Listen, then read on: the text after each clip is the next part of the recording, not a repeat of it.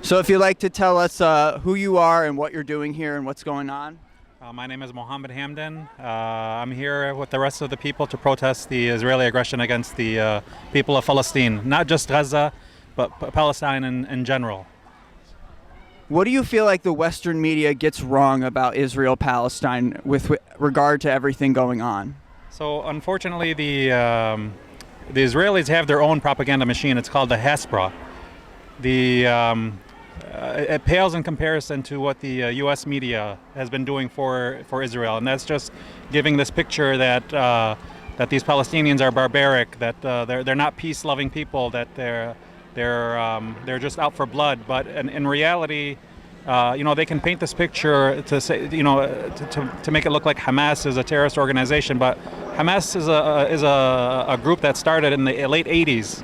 But the occupation has been present way before the 80s. Persecution, oppression has been apparent way before the 80s. So every day, the media and the Hasbra and the Israeli media, the U.S. media, portrays this as a conflict between a terrorist organization and themselves, and that they're peace-loving people, and they're dealing with their survival. But in reality, they're a government. They're a people that have the fifth largest army, fifth largest military, and it pales in comparison to the resistance that the Palestinians have. And so, it's just it's a massacre. It's not a conflict. It's not a war. It's just a massacre.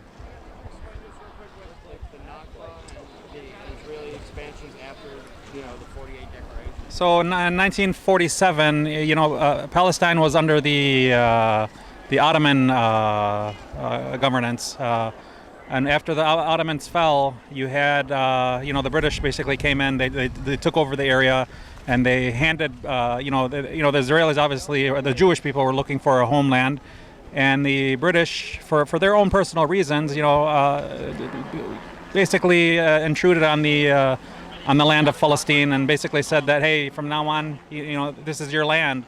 And so there was a displacement. And so the way the media portrays it is that, the Israelis came, peacefully, but it was never peacefully. It was always a forced thing that occurred on the Palestinians. So like anyone else, if you're forced out of your home, you're going to obviously resist. And so for the last 75 years, it's been this whole thing has been portrayed as like a conflict, but in reality, a whole population has been displaced. These Palestinians, for instance, in Gaza, they're natives of the lands in the surrounding area of Gaza, but they were displaced and they live in refugee camps. There's a siege, a constant siege. All this stuff that's happening today didn't just occur in 7 days. The siege has been placed for the last 16 years, and so what do you do when you're a caged animal? You have no, you're basically you have nothing to survive. Nothing to live for, pretty much. And so the only way out is resistance. I mean, it's. Do you think it's important for American audiences to know that, obviously everyone in Gaza can see their homes from the fence, and that's just, this is their ancestral land. Yeah, of course. Of course. I mean, again, you're dealing with a propaganda machine that always shifts the focus. You're not focused on what's going on. You're focused on events that are always it's just events that are always created to kind of forget about the whole real issues. And so these people that are living in Gaza, they look across the prison that they live, and they see their parents' homelands and their grandparents' homelands.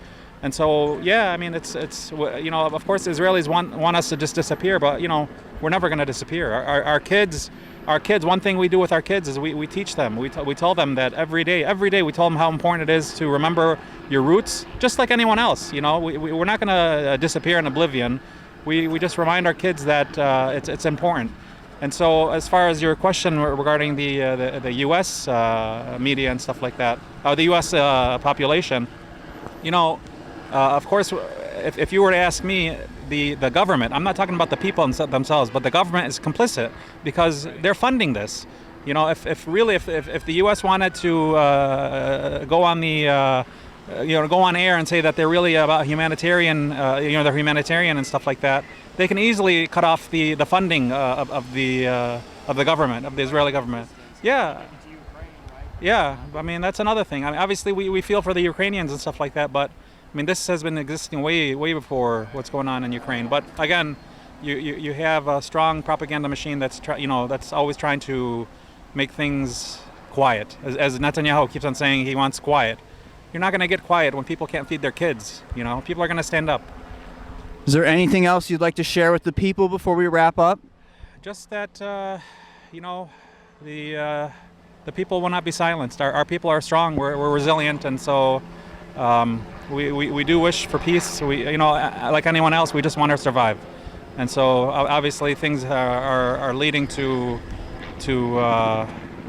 bad things, and most of it's being inflicted on the Palestinians.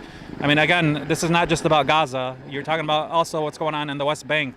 You have the settlers who took over the government of Israel, who are now more right-wing than anything, that are taking over, land of Palestinians. And so, again, it's always a shift in focus between what's happening in Gaza and what's happening in the West Bank, and that's deliberate. It's just always to change the focal point, and that is the occupation. And so, Thank you so